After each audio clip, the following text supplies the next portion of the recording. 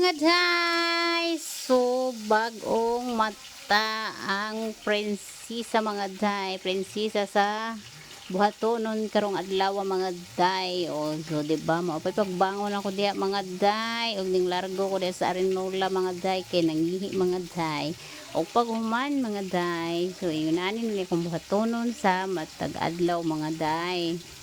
Manghinlo mga day kay ang kagubo 13 kadaghana mga day uling mata na rin akong anak mga day. So hi, chat out na ko si Ma'am Lovely Coquelia naning abot og nag-deliver sa iyang tapioca.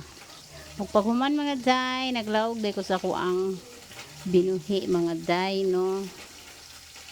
O akong giligo og sayo ang akong binuhi mga day kay init ang lawas mga day og ang ako ang tig video mga day ang akong batos-batos na gamay mga day kay sayo kay nagsunod-sunod sa ako ang buhatonon mga day oy.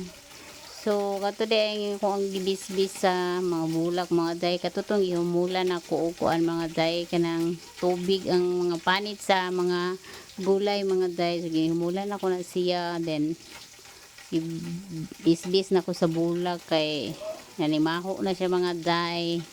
Ito siya silbing pang abono mga day. O unsa pa matong buhaton mga day daghang kitag buhatonon sa matag adlaw ay nanutbrush sa puday kuno kay makalimot niya tag panutbrush sa kadlaw ani.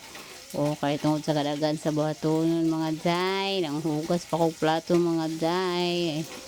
Ang hugas sundra mga day pwedeng laghana. So dali rin human mga day kay paspas makining ako ang video dire mga day nagdali man pud ni taon mga day no.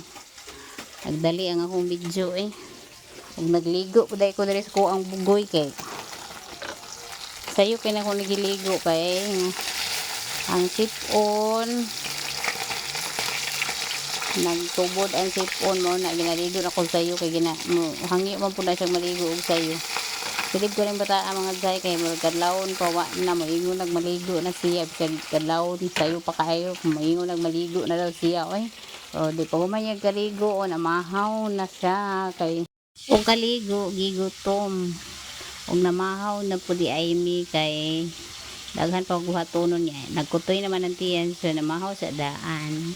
Insen to pumahaw o naligo kay gibati o kalimuot kay gahapon way ligo no.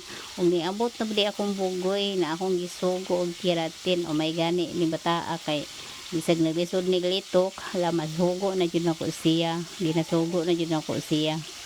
So very good kaayo ang akong anak.